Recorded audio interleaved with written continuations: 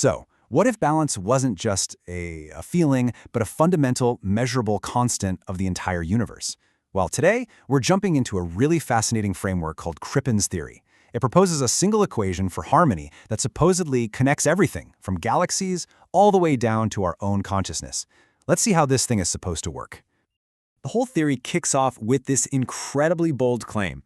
The geometry of empathy is the final equation. Right off the bat, this is telling us that our deepest connections, empathy, aren't just messy feelings. They might actually follow a universal mathematical logic. It's really trying to build a bridge between hard science and the human heart. So what's the big idea here? At its absolute core, Crippin's theory, and its guidebook, the Atlas Codex, is all about the idea that balance isn't just something you feel. Nope, it's a universal constant that you can actually measure. And this is where it gets interesting, because the theory completely reframes what we think of as balance. It's not about being perfectly still, like a perfectly stacked pile of rocks. Instead, it's all about an active, dynamic rhythm. It's a constant adjustment called reciprocity, where everything in a system is always moving in perfect tune with everything else. Okay, so if balance is a constant, then how in the world do you measure it? Well, that brings us to the mathematical heart of the whole theory. And here it is, the Atlas T equation. It looks simple enough, right? It says T, which is the constant of balance, is just the product of three key things. P for proportion, the Greek letter kappa, which stands for phase, and R for resonance. Now, let's break down what those actually mean in plain English. To really get this, let's use an analogy. Imagine you're a marathon runner, and you're trying to hit that perfect, sustainable pace that'll get you through the entire race without crashing. First up, we've got P, for proportion. For our runner, this is your ideal stride length, the perfect geometric design of your movement, and it's not random.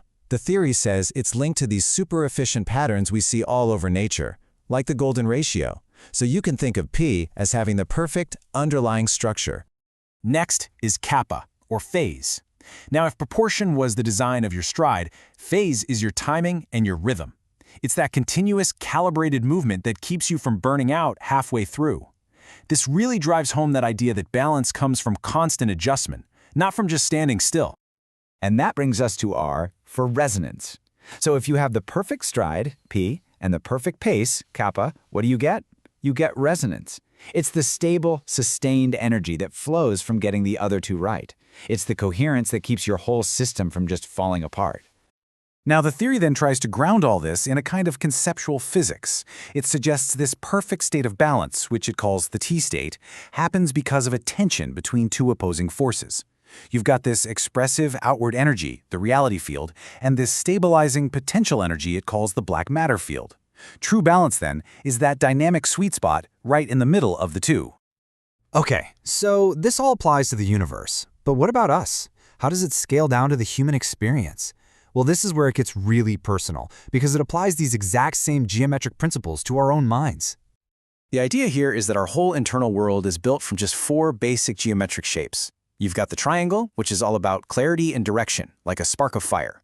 Then there's the square, giving us stability and structure, grounding us like the earth. The circle represents connection and flow, just like water.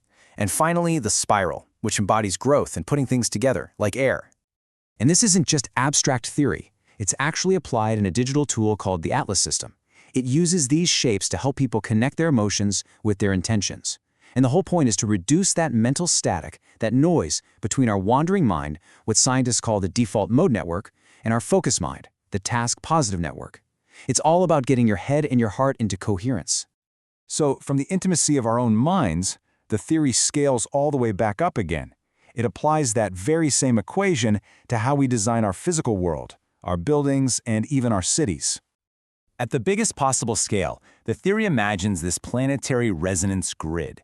It actually models the entire Earth as a dodecahedron, that 12-sided shape that Plato linked to the cosmos itself. This model suggests there are 12 key zones around the globe that act as these hotspots for culture, all kind of humming with the same geometric harmony. I love this slide because it's a fantastic way to see how that core equation becomes real, something you can actually touch. The pyramid, with its super stable design, that's proportion, P. The ziggurat, with its steps, represents that calibrated rhythm of phase, kappa.